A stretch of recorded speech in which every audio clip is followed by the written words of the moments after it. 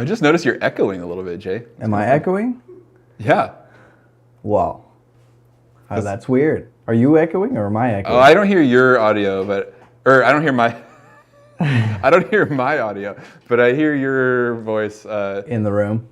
No, I think it's actually feeding back a delayed signal. Like, it's like a echo, like a slight echo. It's kind of exciting. Huh. Interesting. Maybe I'll troubleshoot while we're going here. Or like a reverb effect. Could there be effects on the mixer by any chance? Maybe. It sounds like a slapback delay into a reverb or something. Anyways, hi everyone, we're here. Hello. Once again, as usual, we are troubleshooting technical issues at the start of our stream because that's how we roll over here. Yeah, we're here once again at our new time, and I am here for the first time at our new time. I was gone last week. I got a brief non-COVID illness, but I'm back. Yeah. I don't actually. Can you hear me now? Yep, still doing it. Hello? Now I'm definitely in a hall, aren't I? Can you guys hear that effect? It doesn't sound that different. It doesn't. How it sounds. Then it already sounds. I kind of wonder if it's like. I don't know what's happening. I'll turn that off. Yeah, I'm not sure. The effect slider, maybe it was up a little bit. I'm not sure. Maybe I just need to soundproof the room a little bit better. Yeah, it's still doing it. It really sounds like an effect. It's so, I wonder, it sounds like, so probably everyone, Al, can you hear this on the stream? Like Jay's voice echoing? Testing 1, 2. Can you hear me echoing in this room? Is it like a feedback kind of thing? Yeah, it's like a delay. It's like okay. Are you? Let's have an audio engineering moment, y'all. So, what is echo versus reverb? So, when you make a sound and that sound repeats later, that's echo or delay. We call it delay because it's literally like the way you do it is you delay the signal until later. And if you delay that signal and then feed that signal back into itself, you get repeats. Sorry, the A10's acting up too. Oh, that's all right. Everything's acting up today. So Al says that it sounds normal, so that it must Can you put effects on tracks in my Are you on a per mix basis? Are you on B? I am in B. Okay. I don't think that I can, but I can look. Oh, you know what? You can. There it is. Yes, cool. Awesome. I don't know how that happened, but there was you can have effects per output. That's pretty cool. Yeah. That's awesome. That's it's an interesting feature, because you but that's good to know, right? Per mix basis. There's totally reasons to have that, right? You might want like a lot of vocalists like their more reverb in their ears than they might hear on stage. And some people have the opposite feeling of like my friend Lindsay hates hearing reverb on her voice, but it sounds nice in the room, Definitely, yeah. It's easier it's one thing just listening to yourself, but having an extra effect on it, definitely, I could see how that would be. It was a little distracting. Really weird. Thanks for helping us troubleshoot that, Al. Yeah. Yeah, so that was super interesting. Anyway, so an echo is like a delay, a bunch of repeating signals, right? And so what a reverb is just a bunch of diffuse echoes. Tons of echoes echoing in space all together, canceling each other out, interfering with each other, making it sound weird. And so that's why I was like, it sounds kind of like a delay or a reverb, because it's kind of the same thing. Anyways, problem solved. We had effects on my mix, but not y'all's. Cool. So a cool feature of this mixer. That is cool. Yeah. Anyways, this is not what we wanted to talk about today, although here we are. So yeah. Yeah, how do you want to introduce this thing? Yeah, so I was thinking about how we've had a kind of a cool multi-part series in the past. If those of you who have been longtime viewers have probably remember when we did the diner scene with our unique Blender characters and the cool all the Foley and stuff we did for that whole animated scene. So we're thinking of doing something similar, but more in this sort of idea of a music video instead of like a little narrative thing.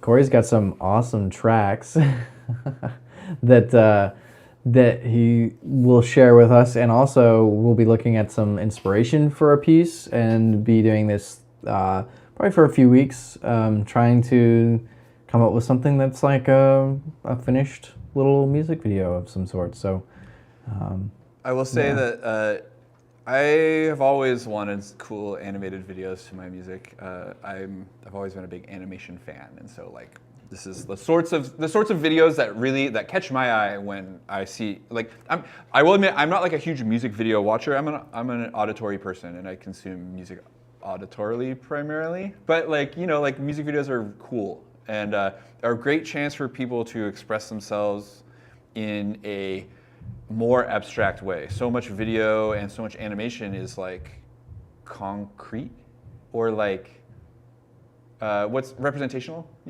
and so like the abstract nature or the potential for the abstract nature of the music video allows those things to get a little abstract too.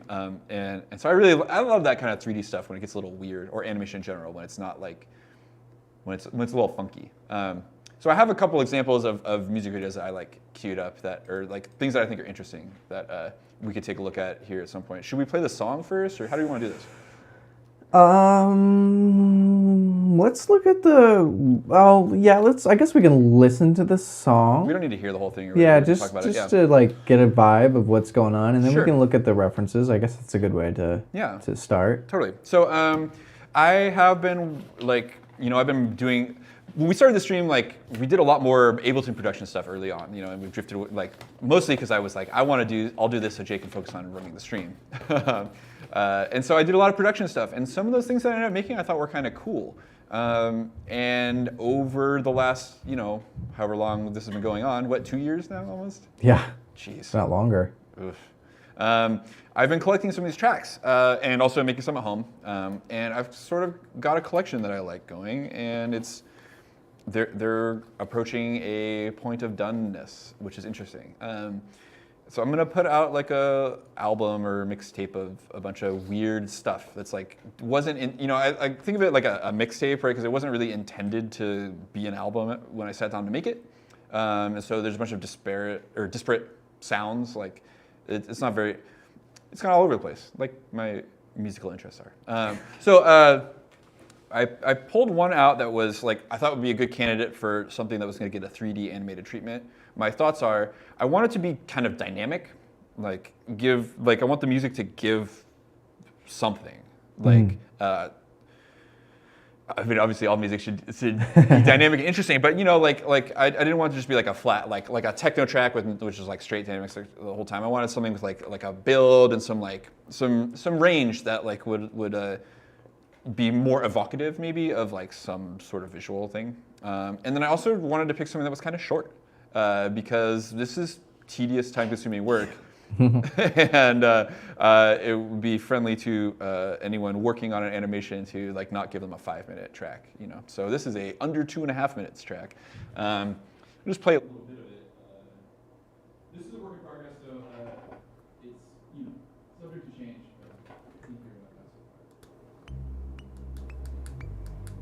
Lost Corey's audio. Nope. Muted yourself on accident.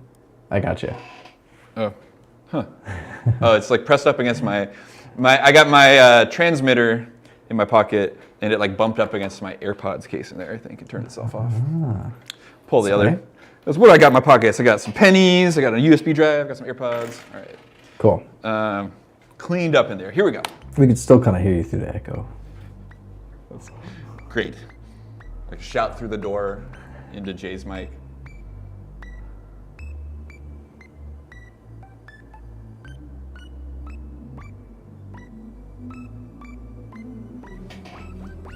If I ever upload this to YouTube, I'm gonna get a copyright strike from this stream.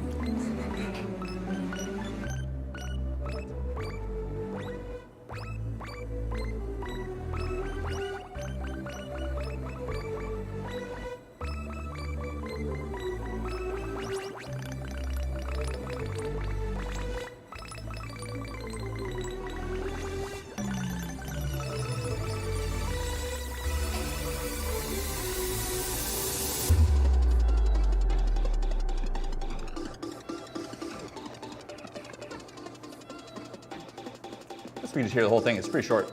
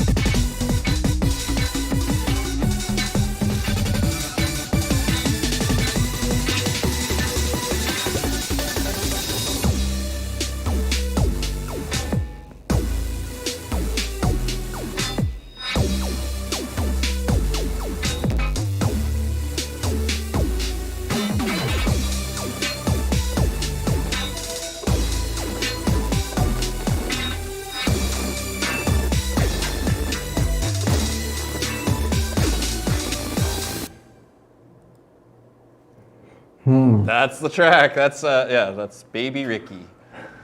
What's the name of that one? Yeah. Oh boy. So I'm not going to tell you what I don't like about it.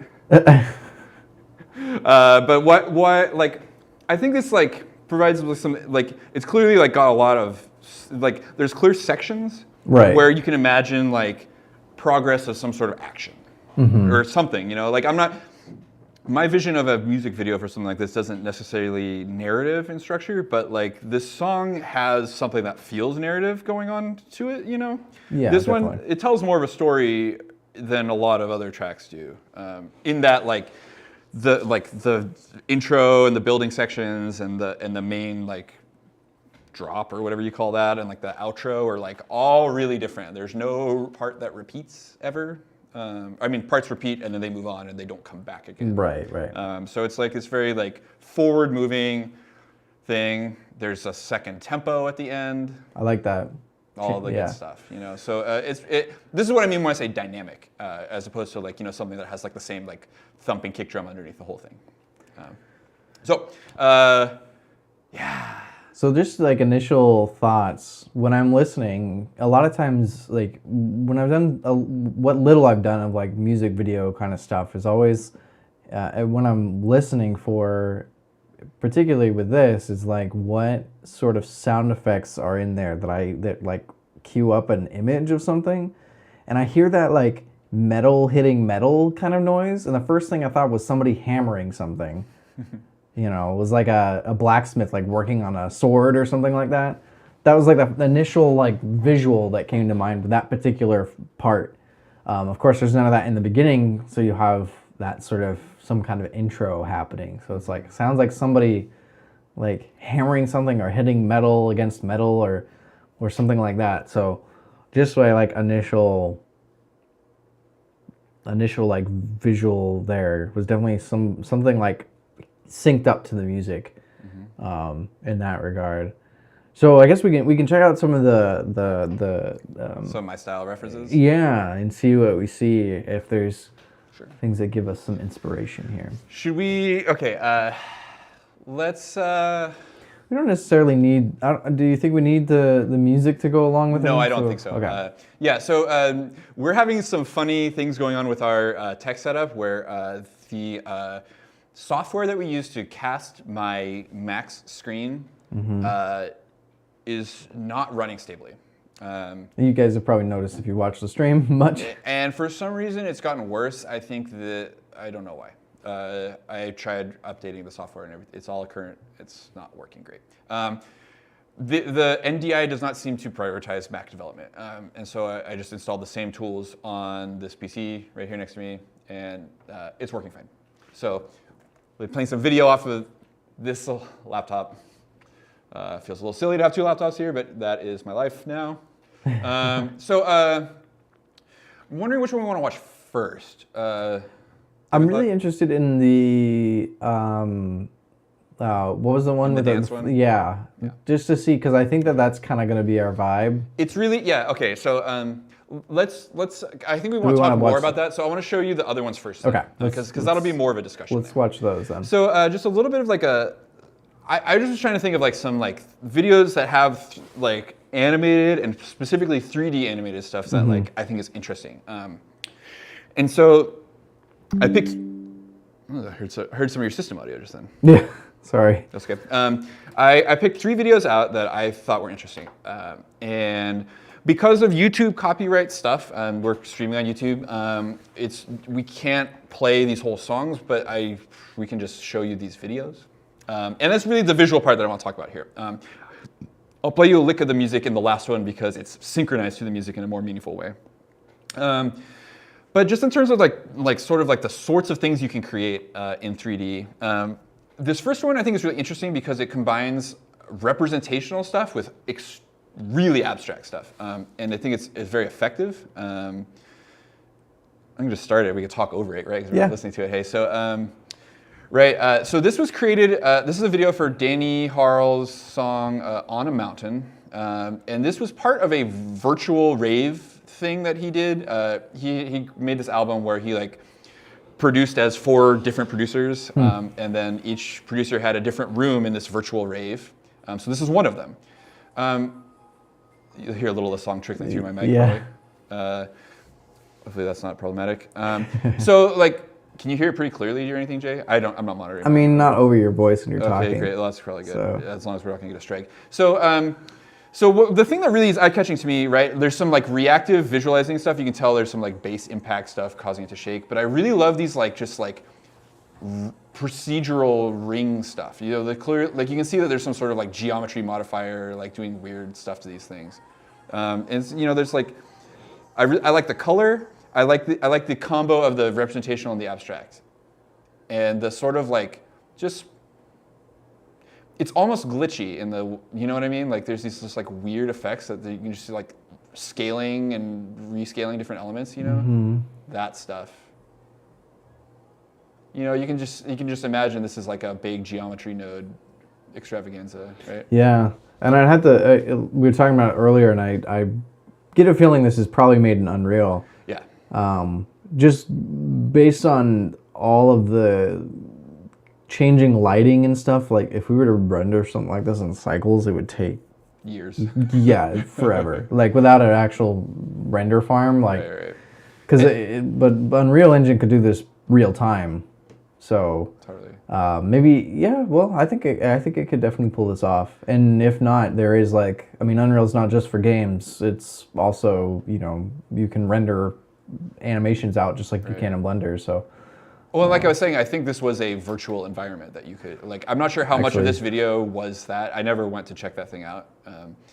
But it'd be really cool to watch in VR. Yes, I would be highly interested in experiencing that. You should bring the headset in sometime. Yeah. But anyways, so I love the abstractness of this one, and I think that's really what draws me to it. It's not the representational stuff is kind of cool, but it's like the sort of like the like impossible, glitching, abstract shape stuff really does it for me. So I don't know. I think this video is super cool. Maybe draw some inspiration for some like colors or some lighting effects or something like that. Yeah. Yeah. Anyways, and like the other cool thing about this video is that it uses just moving through a giant scene, or really I think it's 2 scenes, as like a narrative function, right? Like it's like the narrative of the video is that you leave that space, you enter the space, and you like ascend, and then you come back, and then it's over, you know? Which is like, oh, there's a video for that? Oh, interesting. Have to watch that sometime. Okay, so that one's cool. I really like that.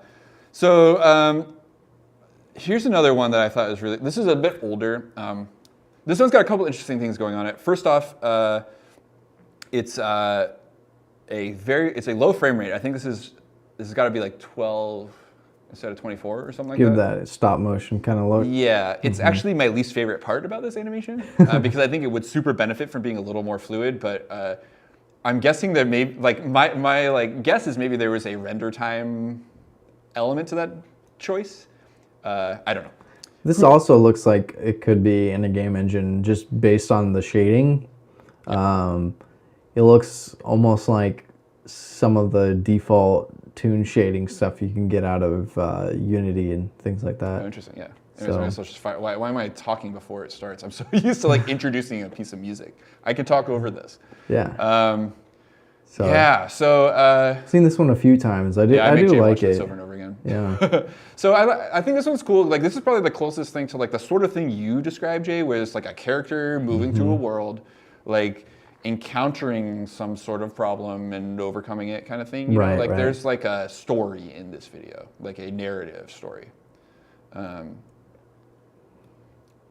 And again, like you see why I like it, right? Like here's the weird, trippy stuff, you know, like and it gets weirder from here. Like the abstract nature of this whole thing. Like, don't put your finger in there. Don't do it.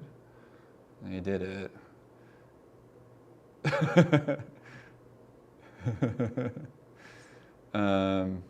Yeah, this stuff. It's fascinating to me. So what do you think that's about? Is this like node-based stuff? Is all like weird nodes in different sections of the... I've always wondered how it's probably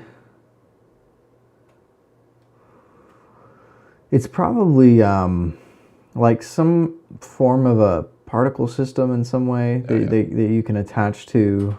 And give it some physics maybe or something? Yeah, it's hard to tell exactly what was used, but this is partially why I would think it was a game engine or something, is because a lot of times the game engines have a lot of this stuff sort of built in where you can build a lot more these kind of particle systems rather than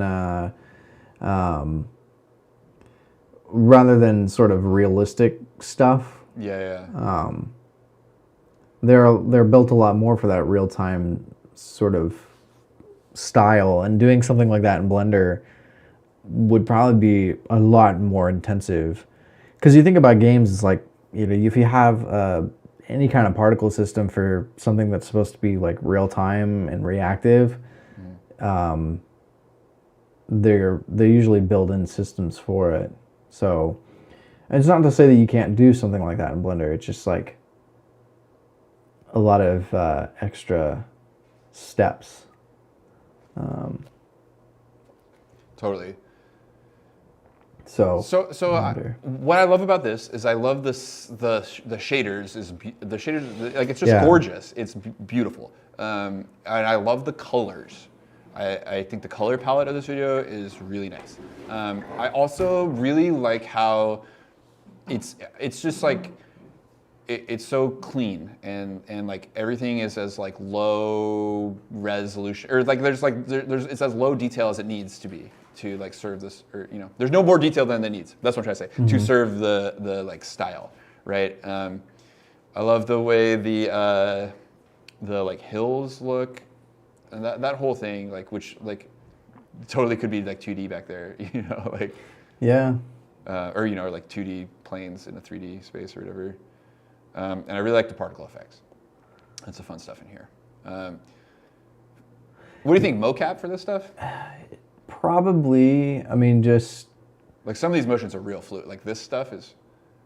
To save them time, I would say that's probably. I mean, nowadays mocap is like honestly probably a cheaper option than having someone like hand animate stuff. I mean, obviously the animals are animated, but you know, any walking or moving around, like those little jumps and stuff. I love this so much, though. It's so cool looking. Yeah. I want to play a game that looks like this. I want to play this game. Like, make this into a game, please, somebody. It's got to be, you know, I really get a feeling it's in a game engine. It sure looks like it. Right. Sometimes you, like, a lot of the shaders and things for different engines are recognizable. Have like a telltale look. Yeah, depending on how like far they take it from the sort of default shading of stuff. But like the environments in the background and the way that things are kind of that fog. Yeah, it's very gamey. Like, yeah. Which if it could not, have been made on purpose that way, and just could be totally wrong. Right, Does it yeah. say anything in the description about a lot of times they don't I really don't tell think you. I don't think this one has much info at all. Like, Sometimes you can find like who made it, like what studio made it. They might have like Encyclopedia Pictura in San Francisco. Yeah. Actually, produced by Ghost Robot in New York. oh yeah. Is that the production company for the music or the That's the video. Huh. Okay. The sound design for so there's some sound design elements in the video. Obviously, y'all didn't hear that. Is done by Caitlin Aurelia Smith, who went on tour with these guys and is like an artist that I really like. This video is this is Panda Bear from the band Animal Collective. For those of you who don't know,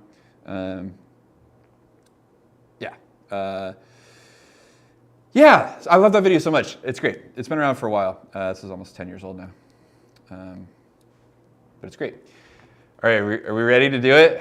Yep. Show us the. All right, y'all. This is my current favorite obsession. Anyone who comes around MARZ has heard this track to death. I had to stop playing it because I was driving myself crazy. This is like, this piece of music absolutely floored me when I first heard it. I can't play for you, or I won't play it for you now, or because I can't really. But please go look it up. It's so fun. It's so stupid fun. And then I saw the music video, and this blew my mind. I'm just gonna hit play. So this is, speaking of old game engine stuff, right? So first off, what a beautiful title. And then, yes. So this this music video is a fighting game, basically. And they have their little intros. If we can hear a smidge of the music, you can hear what it's kind of like.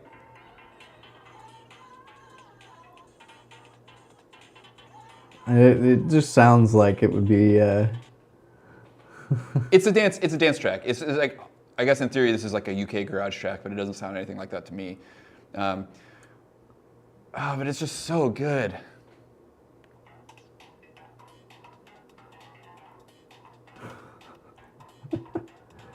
Yeah, no copyright strikes for us, but right. So I love the low poly animation. I love the like low res backgrounds, like the clipping through the ground, like the whole PS1 kind of energy of this whole thing. So I showed this to Jay, and Jay was like, "Oh, I kind of think I recognize some of these movements." I love this, especially scene, when they start dancing. Yeah. Yeah.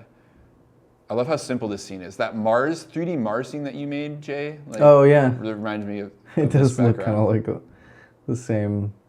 Yeah. I love the Taxman's texture. Like his chest looks like it's like got like it almost looks like Darth Vader's like chest piece somehow.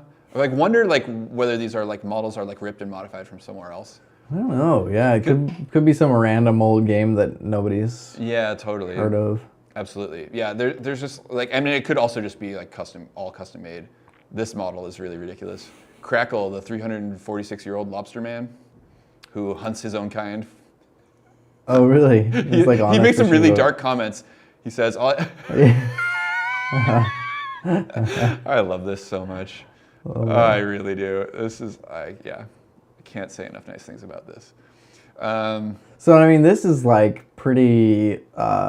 Do you notice that they're doing the same motions? That was the same fight animation from the Yeah. last fight. So that's what I'm thinking. They're definitely found a mocap library or used Mixamo or something and got together these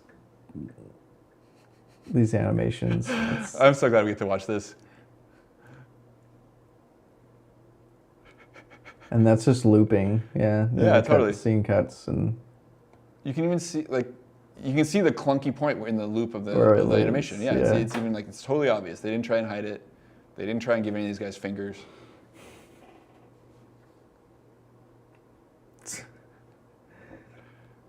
And now it's a dance off. Yeah. I love this. So, but yeah, they're all you'll notice in these scenes, everyone's doing identical moves. Mm-hmm. And so these are clearly it's the same mocap data, obviously. Which you can very easily do, and I can show you how to do that in Blender room for another. This. I just love the concept is that it's like it's like a fighting thing, and then they all just have like a dance party at the end. It's like so ridiculous. Oh man, I love how like silly the like detailed mocap looks on these like terribly textured low poly models. Yeah, because back when these were made, like mocap was barely even a thing yet, so it just seems weird when they actually have some natural motion to them. Mm-hmm. Here comes the tax man. And I love how they just like appear in all the different like just the whole narrative and the way it functions here is so funny to me. Love Crackle. Oh man. Get it, Crackle. He's got the moves. Yes. And I think they like hide the fact that they're recycling the animations. Yeah, this other one is also really trippy, brother. We haven't watched that yet. But they hide the fact that they're recycling some of the animations by putting them on the different models. Right. Or like showing them from a different angle. Or just cutting before it repeats or whatever, you know? Like. Anyways, so I'm obsessed with this. Go listen to the track. If we want to make something like similar to that, like that definitely is achievable in like the time frame that we have to do. There's a lot of things you can do. You can change in Blender to make the renders look more like this old school, like, you know, PS1, PS2 style stuff. So I was experimenting with it a bit yesterday. Like I had some cool results, like doing like fewer passes in the render, you know, to get it to come out low res. Yeah. Cool. Yeah. So if we want to look at some of that, I don't know if you've got any like ideas in particular that we can kind of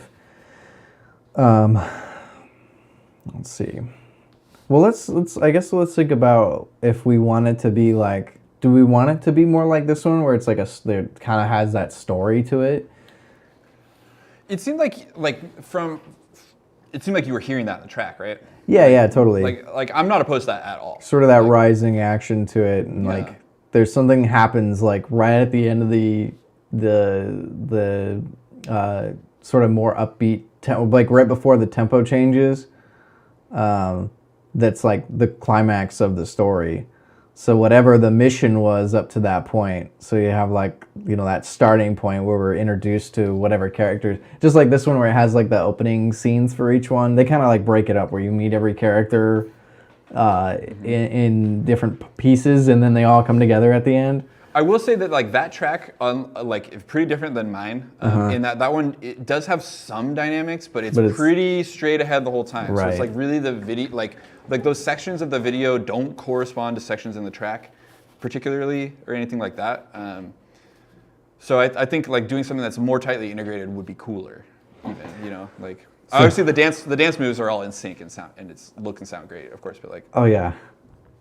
So, you know, having it introduce our characters at first, and seeing, so that's the thing too, if we want to use like Mixamo and stuff, it can only really do humanoid characters. Anything else we probably have to animate from scratch. Mm-hmm. So that may be the easiest way to do it, but the cool thing is that it has a built-in rig thing that you can just model the characters and then it sets up the rig for you and makes it work with everything. Otherwise, typically you have to like retarget animations, and it's a real pain without some extra add-ons. So that doesn't sound fun. Yeah, we can either like come up with character designs or we can go and like modify something. If you have like, if there's like a game character, we were talking about. Oh yeah, like so the games resource, right? Yeah, that's the site. It's probably like, you know, we're using these for educational purposes, so it's not always, you know, you don't want to take other people's resources, but there is a very cool website called Models Resource, and it has a bunch of characters from different games. You in there right now? Yeah. I'm gonna poke around. So let's like maybe like we can each pick like a 3D character, or like try and find something in here that like is nostalgic for us. You know. Okay. Like some N64 stuff or something. So I guess my internet is going so slow over here. It's going kind of a little bit slow. Let me. Oh, I wonder if it's like here. I guess we don't need this laptop with these videos up anymore. Okay. That would probably save us some network bandwidth. So here's the site. This is just the front page of it. Dude. Sebulba from the pod racing game. Yes. Yes. Okay. All right. I from pod race. If you from Star Wars Episode 1 Racer is the name of the game for the N64. Star Wars Episode. If you search Sebulba, Sebulba. SE. Yeah, SEBU. SEBU. LBA. LBA. Whoops. Sebulba. What did I go? What else is in here? Oh my gosh. Yeah, I want Sebulba for sure. Okay. Like he's just like the silliest character, and would probably be like super janky looking, like with like some regular like mocap, because he has very strange proportions. Oh, whoops. Okay. There we go. Sebulba. Yeah. Yeah, slow internet today. Just making sure that our connection is still okay. Right. That's the one. So it's like you'll see. Like this is a silly one. So like we can try and find a more serious one too. And we can like, oh yeah, it is really slow. I wonder if it is the NDI doing that. It shouldn't be taking up that much bandwidth, but. Oh, here. You know what? Let me see. Nice. Yeah, I do not recognize this character, but it would be pretty funny. Did that help? We'll see here in a second. So I'll get that one. So you don't know Sebulba's one of the rival pod racers. Okay. He doesn't T-pose very much. He walks on his hands and uses his feet. Oh really? Yeah. So he's like not the right. So if you made him, so yeah, so it'd be really wacky. Like I think it's funny, but we should. I'm still looking. Okay. We'll check out Ocarina of Time. As an example, I do want to show. Oh, that did help, by the way. Okay, cool. Or maybe not. I want to make a new folder for this project. Oh my gosh, they have Dampe and Ingo. They have everything. That's good. Name this one. I don't know. Every piece of his body is a different texture. Interesting. Okay, so I do want to show off, just since we're already running our time, with this model, the auto rig tool that's built into Mixamo. Jay. Yeah, there are Adventure Time characters in here. Oh. I just found a Lemon Grab model. I don't know why it came up under Ocarina of Time. Was it just like... I just kept scrolling, and here's like an entire section. There's like Forest Wizard and James Baxter and the giant goose skull. Let's see this a bunch of times. Hold on, let me minimize that. There's a LSP. Oh, dude, the giant goose skull with the chainsaw strapped all over his arms. Yes. What game is this from? Time Tangle? Have you ever heard of this? Time Tangle? Adventure Time Tangle. You ever heard of this game? No. Cool. We're definitely gonna have to like poke around in here and find some like random stuff. But yeah. Yeah. So I wanted to show everybody Mixamo real quick. So you usually have to. This is an Adobe thing, so you do have to have an Adobe account, but it is free if you just sign up for. You don't have to like pay for any Adobe stuff. But as you can see in here, there's just tons of different animations. Some of these, let's see if we can find one we might recognize. It's like similar to any of the ones. Like, here's some starting of dance moves. Let's see. Mm-hmm. There are quite a few, so you can definitely find. There's not everything, but there is quite a bit. There's some breakdancing. Let's see if we can make Sebulba. Let's see if we can make him do some breakdancing here. So what we want to do, you can upload a character, which is really cool. So it takes FBX, OBJ, or a whole zip file. That's wild. I usually just do. I may actually want to do. Let's see if this comes in with the textures. So I just dropped in the OBJ that came with that download, and yeah. So it doesn't have his textures. So let me see. Let me go back and actually see if I can upload the whole zip file and see what that does.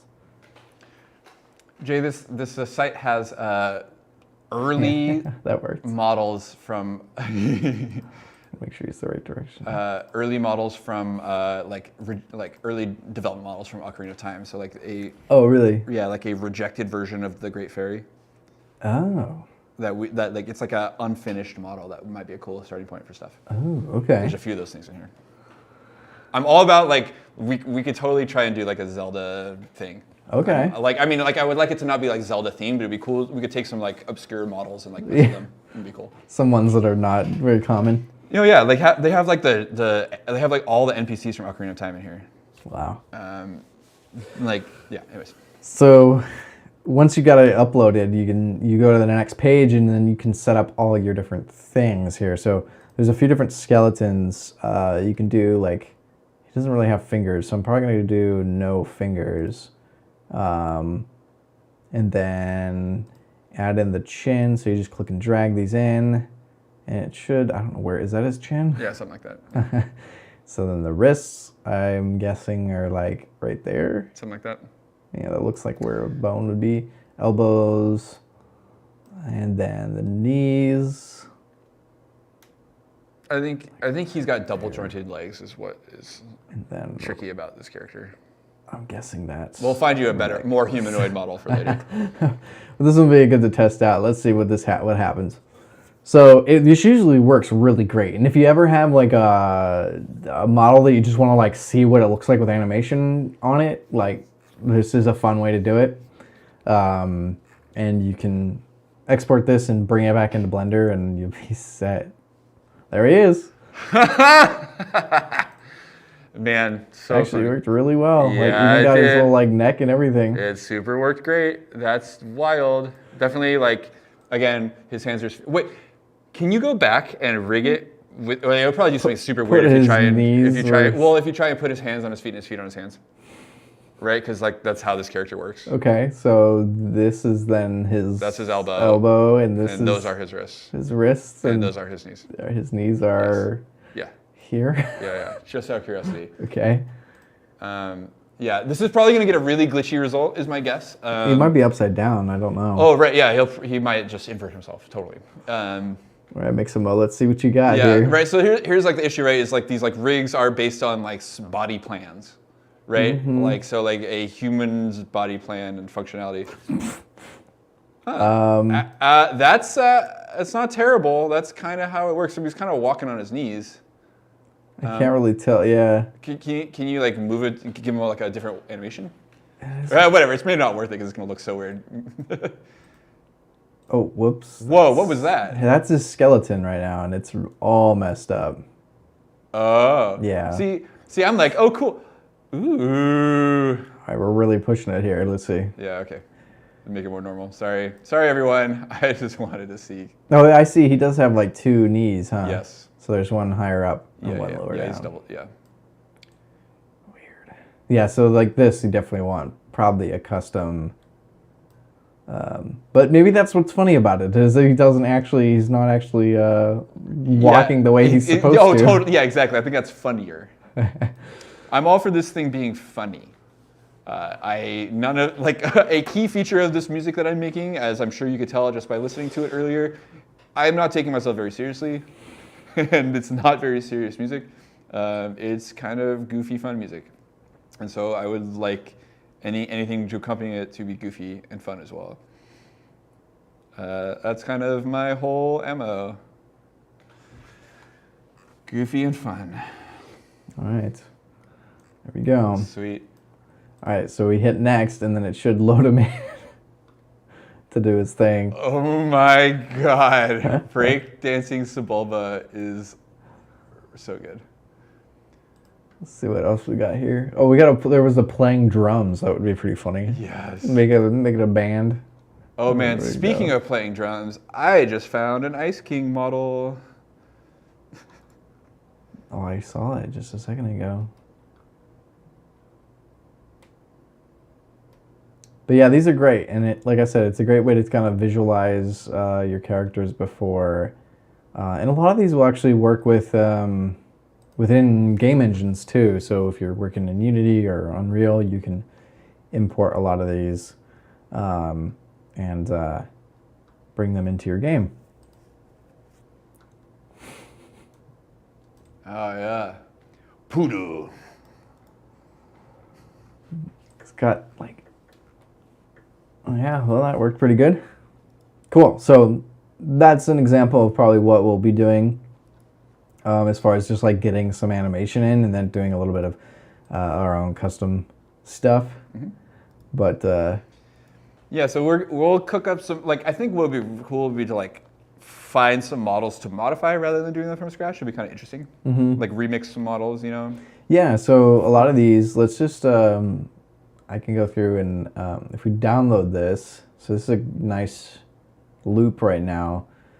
So I can download this. I'll just take a FBX. It comes in with the model already, which is great. I usually just do, this just gives you fewer keyframes. And then can download that and bring it into Blender. It's so mind-blowing to me that there's like so many of these formats are so compatible. Mm-hmm. It's really wild. Like you know, like MIDI kind of works that way, but otherwise, like, you know, like so many, like I can't take like a complex chain of plugins and move them from DAW to DAW unless they're all, you know what I mean? Like there's a bunch of caveats to that. Like it's like really cool that you can make a model in one app and bring it to another. Let's see, where did it go? I think it was this one. Yeah. So you see there's the keyframes there, and that's a lot of data. Our model is absolutely tiny, but need to fix the scale. I wonder if that was an option in there. I didn't see that as a option. No. Huh. He's a very small guy, but it seems like, I mean, that's, you know, yeah, centimeter scale, right? It's, yeah, like this cube is 2 by 2 meters. Whoops. Right, each one of those squares is a meter. So no, okay. He's absolutely tiny. So let's see if we can scale that up. Oh my gosh, he's so small. Just want to make sure I have everything selected way up. So that's like, I don't know how tall he is, but he's pretty 6 foot tall. No, he's small. He's like 2 or 3 feet. Oh, okay. Okay, according to Wikipedia, he is 3'7". Okay, so like, or 3.7 feet. Right up there. So like, okay. Thank you. 1.12 meters. So then we can just apply the transforms. There we go. So that should work. Man, he looks pretty cool. Yeah. So every piece of him is actually a separate piece, which is interesting. So this, yeah, it does work. If we want to. So that's kind of convenient, right? Because we could like really, like, it'd be pretty easy like modify him without like. Mm-hmm. Oops. If I want to get this to loop, I have to. So the only problem is that these rigs are kind of they're hard to modify after the fact. Oh right, yeah. They don't have any controls. I mean, I can go in and manually. I can still go into pose mode and move stuff. but it's you know, they're kind of hard to animate. I don't know what his little like hook he's got going on there. It's like part of his little like belt or something. Oh, I see. It's his. I see. It's clothes, huh? Or something. He's pretty unclothed for the most part. So let's see, 157. We can make this loop for us. Let's just add a light in here for the sake of. Why is my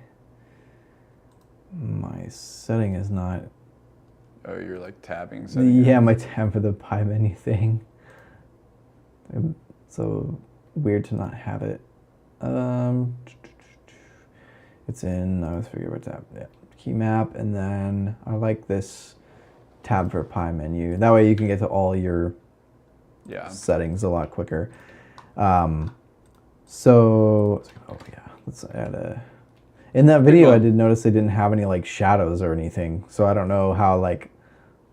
Oh right, yeah, it's very simple. Yeah, but just for the sake of having shadows here, we can.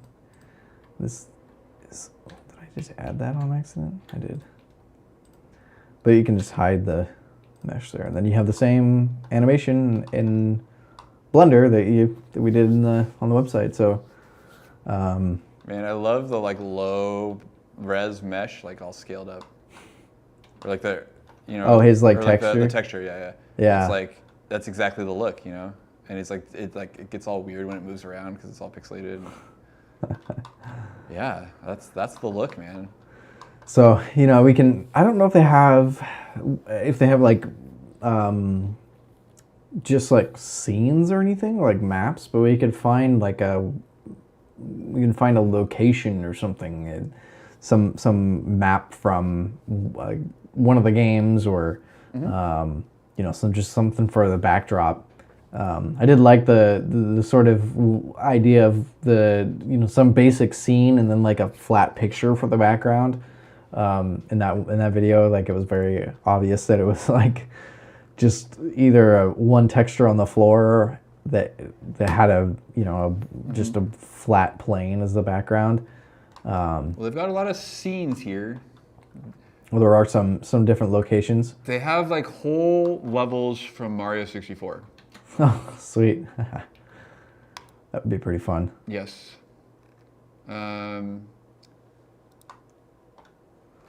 Oh my gosh, like the entire stage for Lethal Lava Land. That's like a big thing. Wow. There's like Bowser. Oh, the Bowser in the Dark World arena would be a cool, like if you were going to have like a battle happen somewhere. Yeah, there's a bunch of Mario stuff in here. That's pretty cool. I didn't see much of like the Zelda exterior spaces or interior spaces, but it's like the first floor of Peach's castle interior with like all the like mural all over the walls that you could like retexture. Yeah, any of those, just like change it a little bit to, you know, it's familiar but not the same. Yes, yeah. I think that's like I think that's what makes that Sharda video. I mean, there's so many things that are charming about that video, but I think that's one of the big ones, is that it feels familiar but not, you know, like it's like triggering my nostalgia, but I'm not sure what exactly I'm nostalgic for. They have the polygon fighters from Smash.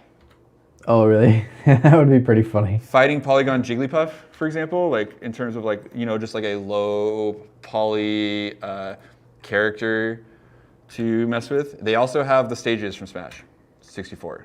So this is the look that I really like. Yes. So it's like, so all you have to do, like I just turned the resolution of the render down and like turn the sampling to only 1 when it like an Eevee, if you set it back up to, I think it's normally at 16, you get kind of this like blur.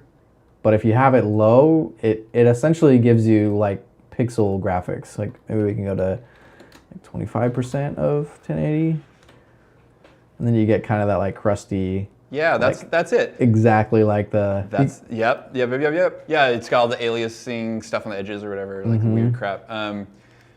What does it look like when you render animation like that? Can you render a handful of frames or something? Yeah, so let's real quick, I can just set a temp. Oh, who's that? That was our last battle scene. Yeah, right. Let's go to the desktop. Gosh, I really like how that text turned out, by the way. Oh yeah, so this is last week's, yeah. So cool.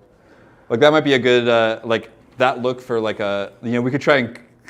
Oh, the intro, like kind of a similar, like. We don't need to. Let's try not to like be too derivative of that. I mean, it would be cool to show, how. Yeah, how like it could be in there somewhere. Just like I don't want to like I don't want to copy the storyboard. I am definitely down to copy lots of elements from it, but it needs a different storyboard. Yeah, totally. So I'm just changing my file format here. Don't really need to change anything but the encoding. Oh man, I just had a genius idea.